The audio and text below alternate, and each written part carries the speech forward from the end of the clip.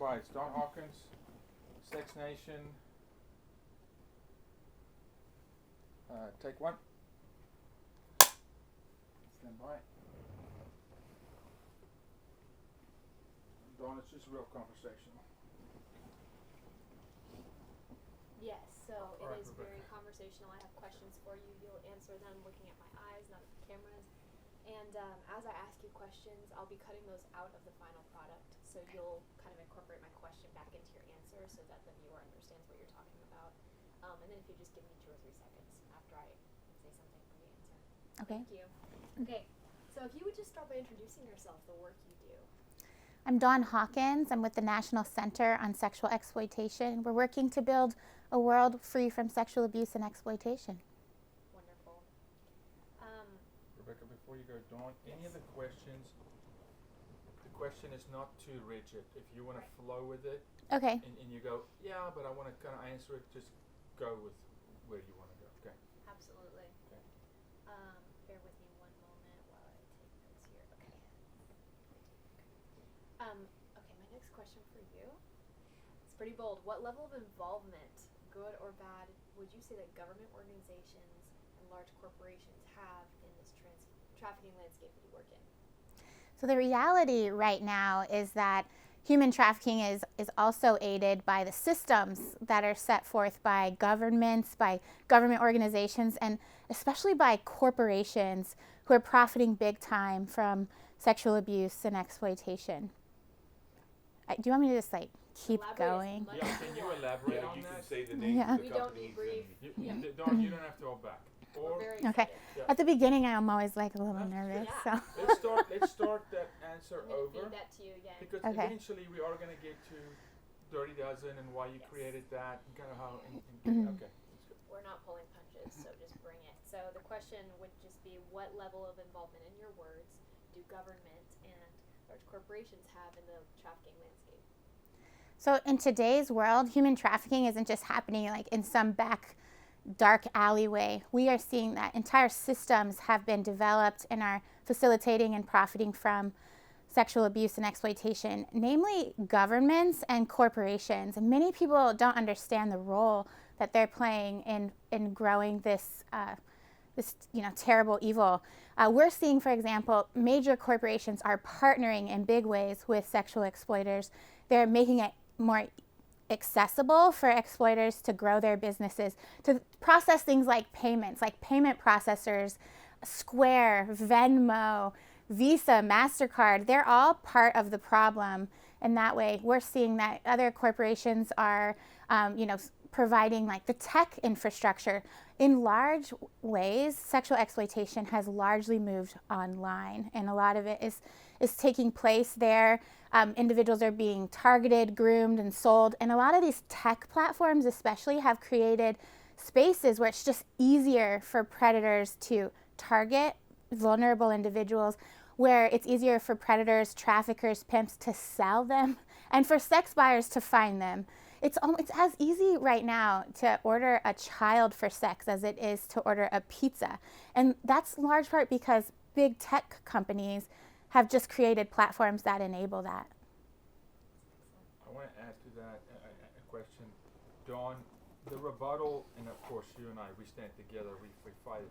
But I want you to address,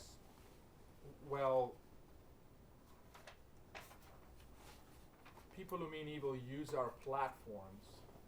We didn't intend for this to happen. My argument is, stop it. And they're not, right? Section 230, the whole deal. So anything you want to say in that direction of, there's something they can do, if they wanted to, help stop or curb, whatever your thoughts are on it. And I'll still answer here. We're seeing that major corporations are both facilitating and profiting from sexual abuse and exploitation. And in so many cases, these companies say, well, it's not our fault. We're not really doing it on purpose. They're still making tons of money. And the reality is that they know now. Survivors have joined together in throngs to make sure these companies understand the role that they're playing. For example, we're seeing if you look at big tech companies, these tech platforms like Instagram, Snapchat, TikTok, they are a breeding ground for predators trying to find kids and pull these vulnerable young children into the sex trade. These tech platforms know this.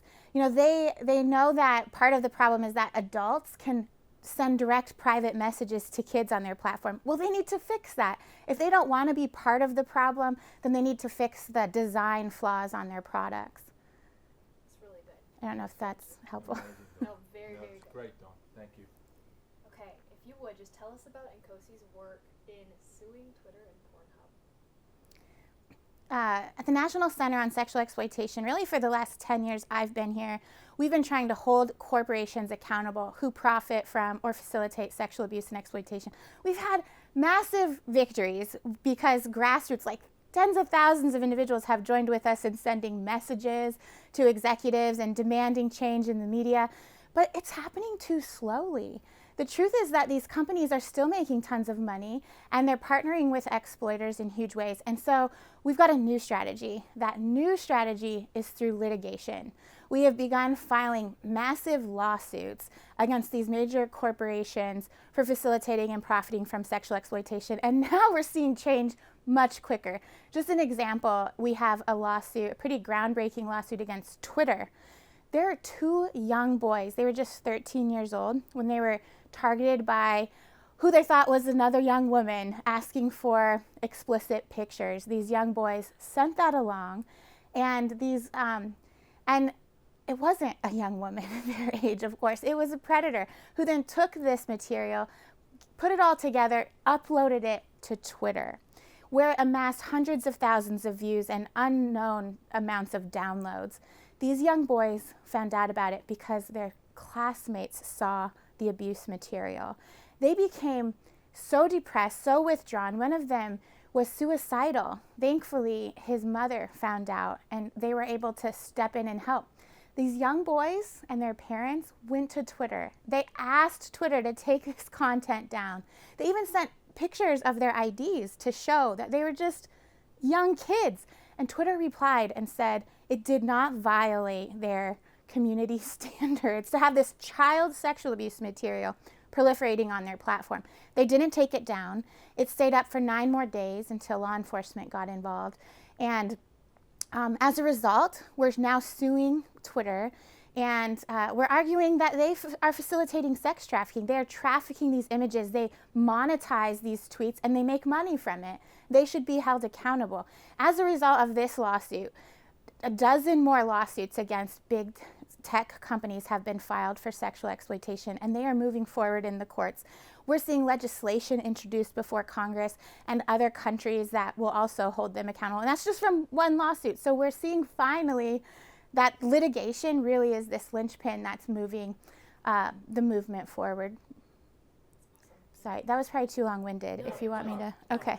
You're great. Most of the interviews are an hour, so just Okay, because I could say it more succinctly, maybe. you're good. I'll tell you if I'm not. Yeah, Okay. we're here to help you out. I love the We would passion. tell you. Let's Dan, move real on. quick, the brightness on your laptop, I am catching it in the light. Okay. So, is there a way Yep, for you to yep, make I'll dimmer? turn it down. Sorry. Do you mind if I talk about Pornhub quickly? Because you please. also wanted to talk about revenge pornography, and it Yes. kind of I want connects. to talk about revenge porn, yeah. Yeah. Particularly, you're the only one Yeah. in the documentary that will talk about revenge porn. Mm-hmm. So give me a nice meaty section there, yeah. We've also seen it's not just the social media platforms that are proliferating just child sexual abuse and image-based sexual abuse images, but the pornography industry is as well. What's really important for people to understand is that the traditional pornography industry, sex trafficking, prostitution, and child sexual abuse have merged online. It's really become one industry. They're not separate like many people think of them. And we see this on websites like Pornhub, Xvideos, these massive pornography websites that have hundreds of millions of users regularly. What we have seen is that repeatedly abuse images or videos are being uploaded to these pornography websites. This is trafficked individuals, sex trafficked individuals who were filmed, the sex acts were filmed without them knowing, or child sexual abuse images that are being filmed by the abusers, or in other cases, revenge pornography, where maybe the pornography was created consensually initially, but it was shared with someone you trust and love, and then when that relationship goes south, the spurned partner uploads this material. So there's like endless amounts of image-based sexual abuse, filmed rape, sex trafficking, child sexual abuse, intimate images that are being uploaded in mass to these websites. Because there are no laws. There's actually no laws on the books that say that consent actually has to be given by every individual depicted in this material. Because of that, we're seeing just a rampant amount of this abuse material on big porn sites. Because of that, we have also started suing these big porn sites. We have litigation, lawsuits against Pornhub, Xvideos, Xhamster, kind of the biggest ones, for facilitating sex trafficking, for hosting child sexual abuse material. And so far, we're winning largely in the courts. There are now, I think, at the time we're filming this, there's at least 12 lawsuits. I know of 4 more about to be, filed very quickly, because now there's a movement in the courts demanding that we prioritize human dignity. Wonderful, Dawn. Am I hearing you say that there are laws that govern copyright and using the likeness of a person's image in regular photography, but there are no laws in the creation of pornography that both people have to have consent? Correct. So, rephrase. Thank you so much. let me think how to rephrase your question. I know you can say it better than me. Yeah. Right now, these tech companies and the big porn websites, if you were to upload like a Disney movie, it would be taken down within just a few minutes because of our robust copyright laws, and they have the tech to do it. But if you are an individual, often a child or a woman, who was filmed with, in an intimate way, you were raped and it was filmed and it's uploaded to these tech platforms, whether it's social media or big porn, there's almost nothing you can do. These tech companies are saying, and when I say tech, I'm putting big porn into that same category. They're saying that, they can't keep up. They can't identify if they're consensual or not. And so they just let it go. And then it proliferates. And often if an abuse image or video is uploaded to one website, it's then spread to all the others. It's virtually impossible to get it down and removed. It's so much, let me just say, I could speak about the law problem. Yes, if Okay. you can go ahead. I would love that. Right now, anybody can upload any image and video to the internet, to any of these big tech platforms, and they're arguing that they're immune. That the big tech companies are immune from anything that might be uploaded. And as a result, these tech companies are not verifying that meaningful, informed consent was given for every individual depicted in pornographic videos and images. As a result, we're seeing filmed sex trafficking, filmed rape, child sexual abuse that was filmed, uploaded en masse to social media and pornography websites. Because there's no laws currently governing that they have to ensure that every individual is of age and that they gave consent. That has to change. We need Congress to pass legislation that mandates that big tech has to make sure that every individual in intimate images gave permission. Dawn, on that topic, just to reinforce what you're saying, maybe we can mention it. Big tech absolutely has the ability to monitor every post because they do. They can consider something to violate their policy, whether it's political or not. They do that. It's active. They are, and I'll probably fill in on that. We don't have to ask Dawn that question, but I will fill in as I narrate through this. I could tell a story about Google really quick that's Please. outrageous. Yeah, please. Okay. Through the Nkosi Law Center, we have sent hundreds of takedown notices to big tech companies asking for abuse images to be removed. We've sent a number of these to Google. The problem is even after we've gotten a lot of the abuse material down from big sites like Pornhub or Xvideos, they still show up in Google Images and in Google Videos. So we've gone to Google. In one of a meeting last year, we had a woman who was trafficked by her husband. He's in jail right now. There's all this legal proof that she was sex trafficked. And when we sent a takedown notice to Google, their attorney replied and said they saw no signs of coercion in the video, so they were going to leave it up. I mean, who are these big tech companies to decide if something is coerced or not? I have talked to hundreds of survivors who on film look like they're smiling. They might look like they're wanting to engage in what's happening, and yet their trafficker or pimp is in the corner, right? These young women, children, young men, there's no way you can tell from the image itself or the video itself if they were forced into it, if they were coerced into it. So for these tech companies to not listen to survivors and to instead just prioritize profits and the number of views is absolutely wrong, and that has to change. Yeah, it's fantastic, which is why we fly a red couch to her office. Yep. Yep. I'm so excited for this. Thank you. What do you have next? How you feeling, Dawn? I'm like ramped up now. Yeah, I'm glad. This is a victory we think we're about to have with Google, like in Yeah, the next good, month. good, That'll good. change it. This releases October 6th. Good. A month before the elections, and it is. Whoa, how are you going to do 50 interviews? No, we're done. Put it all together. No, Oh, you have? you You've already are- edited it? You are, Marcel's the last interview. Oh my goodness. Yep. You've already done most of your editing Yeah, together? we're- 2019, we've been It's filming. it's a Wow. 2-year process. We Yeah. travel 70 years. We start in 1947 Wow. with Kinsey. Oh, right. Yes, Marcel We said that. start and we go. I mean, we got Johnny Carson show footage, and I mean, it's like So the whole good. America has fallen morally situation. Yeah. Okay, keep going, please. Yeah, we're going to take a hard right into a conversation about decriminalization. If you have any thoughts on the movement to decriminalize prostitution across the board. Okay. Let me get back into it. We actually had a conference in the room next door, right here, about decrim. Great. Thank you. There are massive efforts across the United States and really on a global level to fully decriminalize prostitution. The problem with this is that it not only decriminalizes the person who is being sold for sex, but it decriminalizes sex buying, pimping, brothel keeping, all of that. And what happens when we fully decriminalize that, when we make it okay to go purchase someone for sex or to sell another person for sex, sex trafficking and prostitution explode.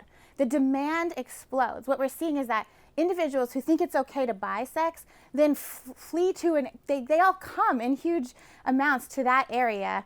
And there are not enough individuals who truly want to engage in prostitution, who want to be prostituted to keep up with that level of demand.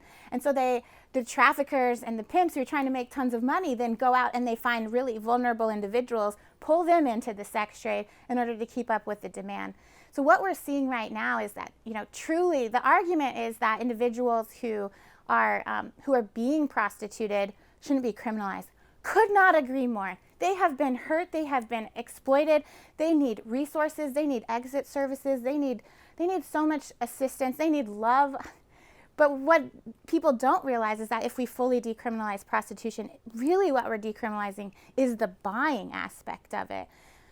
You're so good at giving me facial responses, so I feel like I'm being too long-winded. No, Maybe you're I could not. start over. These are good facial I'm directing, and I'll tell you when it's too long. You He's like, keep I could going. give like a 15-second version No, or it's a... great. We're on your schedule, girl. Yeah. Yeah. Okay. No, it's great. Maybe I can.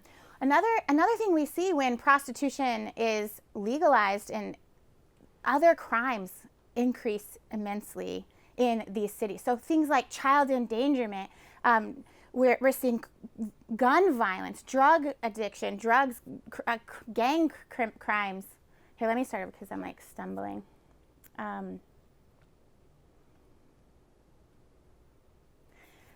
A really important part of the problem if we decriminalize prostitution is that whenever prostitution is decriminalized, in every area of the world where that has happened, other crimes just skyrocket as well. Not only do we see increased sex buying and an explosion of the prostitution marketplace, but we're also seeing increased gang violence in the area. We're seeing increased child endangerment, gun violence, just like the community harms that come along with prostitution as that marketplace explodes are immense.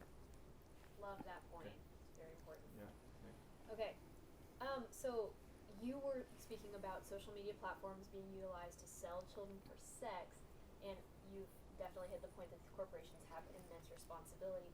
Can you break down where exactly they're turning a blind eye in the sense that what could they be doing more? Well, we hit that enough? Yeah, okay. yeah. Then we'll move Absolutely. Yeah, Okay. I think so. Let's talk about this. The legal ramifications of the distribution of porn as a minor. When minors distribute porn of minors. We're so many cases, Dawn. We've got cases right now. We got a 12-year-old that is a recruiter, 18 months in, and she's recruiting hundreds of girls a week to make porn of themselves. And so, for The problem is parents, there's like not really legal well, ramifications. it's just the juvenile system. Yeah, and it's like really complicated because It's very complicated. Do you think? I'm just saying, like, I could talk about it, but it's so complicated. I could try to talk about some of the complications, but I don't have like a straightforward answer because Well, there probably isn't. It's not- there's I'm not one. processing whether for parents to wake up, because we do a lot of parents have conversations with your children, engage in their lives, be actively involved. For a parent to know, well, listen, I just had a parent call me. We had a 14-year-old boy, and the dad called and said $50,000 or these images go online. yeah, I hear that all the Right. time. And so, and the dad is like, well, is my child in danger because he distributed porn of his friends? Like, well, distributing porn is not good, but it's a complex situation. Do you think we should tackle that at all, or? Just telling you, I mean, the reality is that some of the laws would say that they're distributing child sexual abuse material, right? So then they could be held accountable for child porn, the child porn laws. But also they're self-producing images. And so, like, overwhelmingly, and even, I don't, like, what do I think? I can't even really clarify to you what I think because, you know, I don't think young kids should face, like, child porn laws or adult sex offender registries and so forth. Because the reality is that we've groomed them. Like, we've told them sexting is normal, that porn is normal. Why don't we take this angle then and saying there is a alarming amount of children distributing porn of themselves. Yeah, I and could of talk their about that. friends, and the need for educating them on sex trafficking, you know, is important. Because we trained 20,000 high school students last year alone, right? That's great. So it's really important to educate them, not on competitive sex ed, on trafficking and how predators operate, and that it's not good to do. So maybe we take that angle. Right? Totally. Yeah, I just can't do, like, the legal ramifications because I don't know. Okay, let me just think. So increasingly, we're seeing that kids themselves are self-producing child sexual abuse material. Either they're groomed by a predator online who's asking them to make this stuff, or I would argue they're even groomed by pop culture. You know, if you like scroll through Snapchat, for example, Snapchat Discover, you'll see all these articles just glamorizing sexting. Teen Vogue had an article just earlier this year that was telling kids in this COVID long distance environment, just send your boyfriend or girlfriend, like, these are kids, a nude image of yourself. This is what it means to date today. The reality is that, so that kids now are self-producing this material, whether being coerced to do it or willingly. But the result is that so often that material is being redistributed.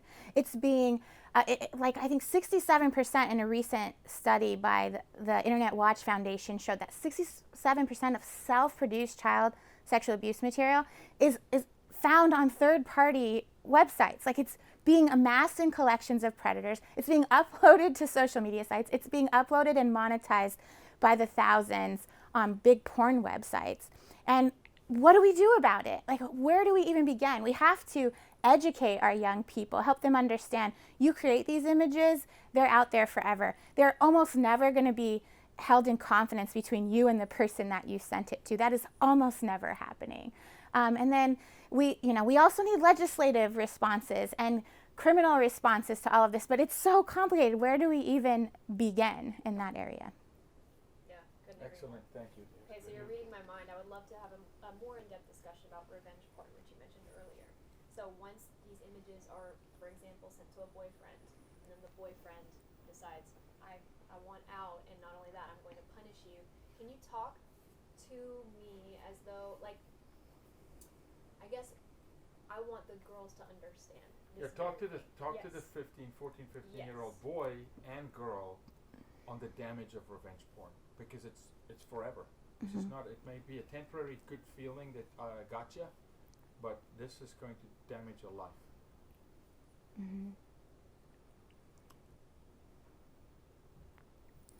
So when intimate acts, let me see, how could I start?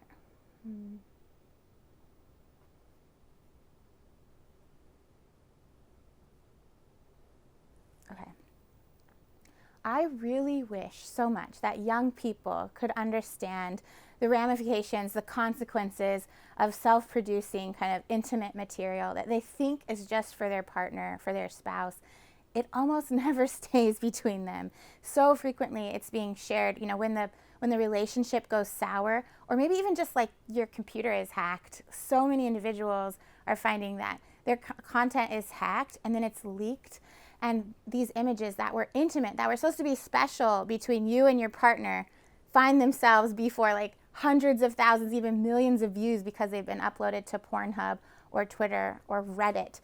I just wish that people would understand that these images are almost never between you and that person that you think you love in the moment. We're seeing young kids especially kind of being tricked or coerced. The culture is telling them this is how you're supposed to date. They're producing, intimate images. Let me see. I'm like stumbling now. I hope some of that was useful. That was good. Let's pick it up. Let me and children share this in the act of love, not knowing that something like revenge porn can happen, but when that image is out there, it's out there forever and it can damage your life. It's permanent. This is not a temporary thing. We're seeing, really kind of two different areas that I wish so much young people understood. One is this idea of revenge pornography, where maybe an image, an intimate moment is captured on film or video, and it's meant to be kept just between you and that person you love so deeply. But when the relationship goes south or when your iCloud gets hacked, these images are then shared and distributed further. Like so often, this has ruined lives. It's come back years later to destroy individuals' like online presences, their reputation. They've lost jobs. They haven't been able to get into universities that they wanted to get into because of this. We're also seeing increasingly that individuals are secretly filming intimate moments with their partners, and that material is being shared with others, and it's being uploaded to tech platforms like Pornhub or X videos. And I have now talked to hundreds of these, mostly women. There are also men, but mostly women who were surreptitiously filmed in intimate acts with someone they trusted, who they loved, and later it came out. And what I want people to understand is that when these intimate moments, when your abuse is filmed, it has such a different impact than when it happens just one time. It's horrific when you're abused one time, but when that abuse was filmed and can be viewed again and again by countless individuals, you can't get it down. It's so hard to move on. It often has impacts on your career, on your schooling, on your family, but so much deeper on you as an individual, on your your mental health. It's destroying lives. I'm hearing from so many survivors who have attempted suicide, and so sadly we read about stories where they have committed suicide because they can't move on from the trauma of a loved one surreptitiously recording them in these intimate, private moments. Good. That was probably long too, but Very good, Dawn. You're perfect. Very good. On that, is revenge porn used as a method of coercion to recruit somebody into trafficking? If you don't do this, I will then upload this. yeah. The most common thing I'm hearing today from survivors, it's like it's a trend. Let me start over. The most common thing I'm hearing today from young people who are survivors of sex trafficking is that the way they were coerced into the prostitution marketplace was through kind of this term revenge pornography or image-based sexual abuse. So often these young people send intimate images to their... Hold for a second. I'm so sorry. No, it's okay. We probably picked that up. Go again. Right. Yeah, Same I thing. loved the way you opened that though. Please. Okay, what did You I say? could just try to take that again. Okay.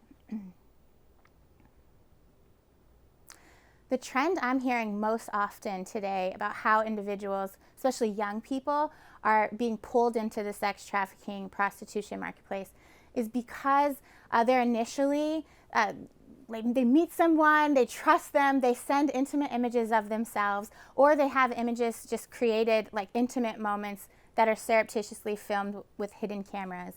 And then the predator turns on them and says, if you don't do what I say, if you don't send me more pornographic images, if you don't meet up with these men on Friday night who want to rape you over and over again, then I'm going to send all of these images to everyone you love. Then I'm going to send these images I have of you and I'm going to post them all over social media. I'm going to make you lose your scholarship to college. I'm going to get you kicked off of that sports team. Like, that's what I hear over and over again from survivors today. And yeah, I don't know. I don't know what else to say. I could say it in another way. Is that good? No, or that was so good. It's good. Yeah, No, we're good. Okay. There's nothing Love more. the way that That's good. that That's went. yeah. That's great, Dawn. That was perfect. I mean, I love you giving the example there. Okay. It's So we will get into your dirty dozen list, which I'm super excited to discuss. But first, do you have things that you can share with us about fans only? do you mean OnlyFans? OnlyFans? Sorry, OnlyFans. Mm-hmm. Is there new legislation or something that is continuing to allow this site to continue exploiting children? Is there some bill that Do just you passed? have I any? haven't known No, about it that. hasn't passed. No, but Okay. is there anything you want to say about OnlyFans, or no? You don't have to. I can. Something big just happened. I'm trying to remember what it was, like 2 weeks ago, that Lena told me on our team. The legislation isn't like probably moving, so I feel like it might date your film more Yeah, no. to talk about that now. No. It doesn't have a lot of attention. It's good legislation too, we hope, but we'll have to try again next year. What I'm going to be talking about. I wish I had said OnlyFans earlier, But, because well, it's the you same. can do it now. What I would say about OnlyFans, and I'm going to talk about OnlyFans, I'm also going to talk about SBU, Sugar Baby University, that whole movement, Yeah, is that it's on college campuses and they're openly recruiting yeah. to their platforms. They're promoting that there's a way to make money. I know, yeah. We have like a bunch of campaigns against both of those. So maybe what we do here is just saying how bold Mm-hmm. these individuals are. They're, I could talk about them in terms of Dirty Dozen list. Yes, let's do that. How about that? They're both members. We've listed them there. Let's go to Dirty Dozen. They're going to come up. There we go. Like, why did you create Dirty Dozen? How you select what you can't share, of course. Yeah. Mm-hmm. Okay. Should I start now? Dirty Ready for Dozen? ya? Yeah, whenever you are. Okay. No corporation should facilitate or profit from sexual abuse and exploitation, but that's exactly what is happening. So many mainstream companies that we use every day have participated in facilitating abuse and exploitation, and we need to call them out. We need to tell them it's time to change. Just an example, Amazon. They were selling hundreds of childlike sex dolls, even ones that looked like infants. How is that okay? Because of our Dirty Dozen list, an annual campaign that names and targets and shames these companies, thousands of people reached out to Amazon and said, stop selling childlike sex dolls. And Amazon, listen, they removed these.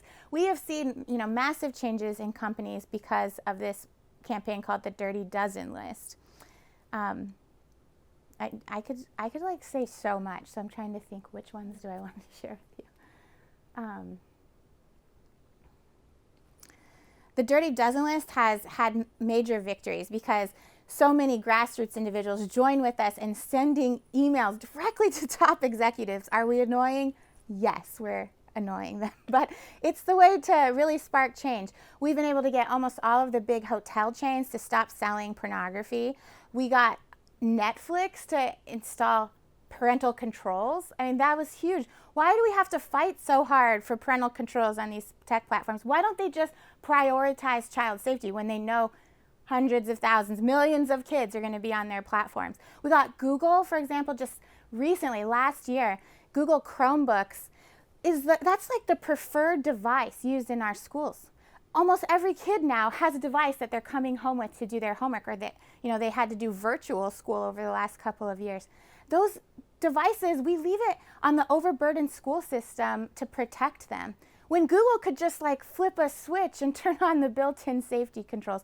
Finally, because so many parents and thousands of grassroots partners joined with us, Google flipped that switch with just an update last September. All of the Google Chromebooks that are used in our schools worldwide were suddenly made safe, removing the burden from parents and school administrators to try to figure that out. The Dirty Dozen list has had massive success in changing these companies and helping them to understand the role that they play in fostering abuse, but even how, calling out when they're making money from it. We've seen two companies, namely, usually our Dirty Dozen list is focused on kind of mainstream companies that everyone's using regularly. But recently we named OnlyFans and Seeking Arrangement because they've become really mainstream. Over COVID, both of these websites amassed just like billions of traffickers and users, millions of users and billions of traffic. But these sites really are prostitution websites. It's exactly what they are. We're seeing child sexual abuse and sex trafficking rampant on OnlyFans and on Seeking Arrangement. One thing we're seeing, Seeking is set up so that young people, often college-age girls, are enticed to sign up so that they can be a partner to an older man who has lots of money. And they're paid for this. But the reality is that they're not just a partner or a friend. They're being prostituted. There is almost always sex acts involved. And these young women have no idea what they're getting into. They're being raped. They're being exploited. They're being coerced into actions that they do not want to engage in. And yet, these websites have just become so normal. We joke about them in late night television. It's all over social media. It's put forward as a way to make money, especially as a young girl trying to pay for, expensive college. And as a result, we're shining a light on them and showing how rampant the sexual abuse and exploitation is. Wonderful. I don't know if that's helpful. Excellent. That was my last question on my list. Yeah. Dawn, I want to go into, just because we're so alike in how we process this in our work, speak to me in your own words as a mom, just about your point of view of America as it relates to sexual immorality. That there's such a movement, and it's powerful how many people, even in faith, are normalizing certain elements, right? That we could sit and ask a Supreme Court justice, is 200 or 600 porn images of a child too much? It's absurd. Ketanji Brown. I mean, that we even have these conversations. So just an opinion from you on, as a country, where we are, like a snapshot. That, listen, this is 911 fire alarm, in my opinion. Right? That if we don't do something,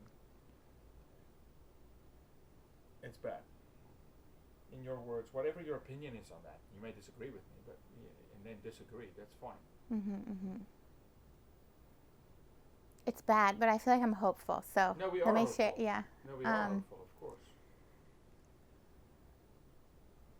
Okay. Tell me to stop and reword something if you think, but let me see, how can I start it?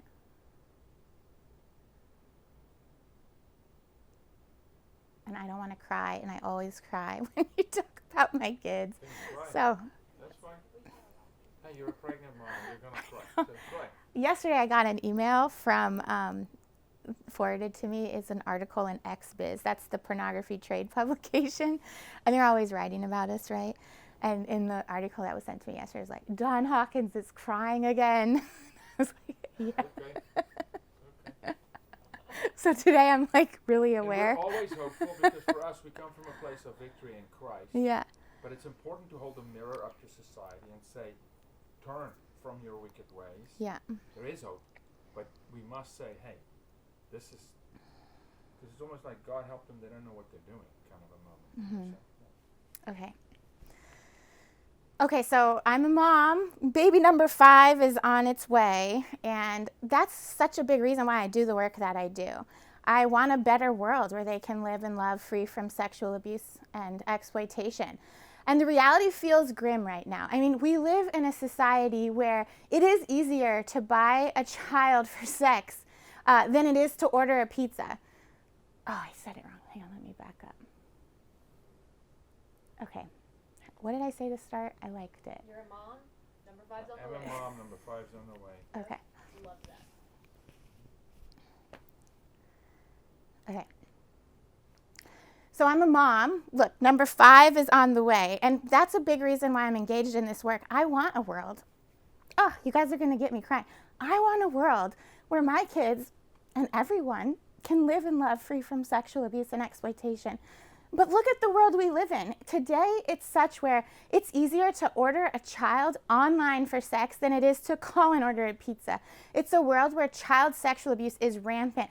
Not only where we have created easy ways for adults to target and access and groom kids, but we have kids now who are becoming sexual abusers. We have kids acting out on other kids en masse because they've been exposed to hardcore pornography at young ages, and they're just acting out what they're viewing.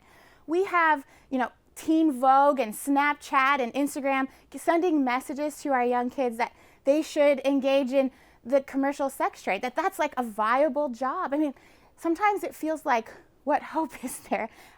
Is the world worse today? Is it possible that it can get any better? I believe it is getting better. We're seeing massive changes. We're seeing finally an outrage of parents and kids. The most important thing is that kids are rising up. They're joining together. So much of our advocacy with big tech companies or with legislators is partnering with young people who we bring to the table to talk about their own experiences. So I'm extremely hopeful that things are changing because kids want a better world too, and they're fighting for it. We're seeing that tech is starting. We're just at the cusp, and I hope this film helps us push it over. That big tech is starting to prioritize child safety, that laws are finally going to catch up, that laws will finally hold those who create the harm accountable. And so I'm sad you're seeing me cry because of the world that my kids are living in right now, but I'm really hopeful about where the world will be in 10 years because our kids are really helping to drive this massive cultural change.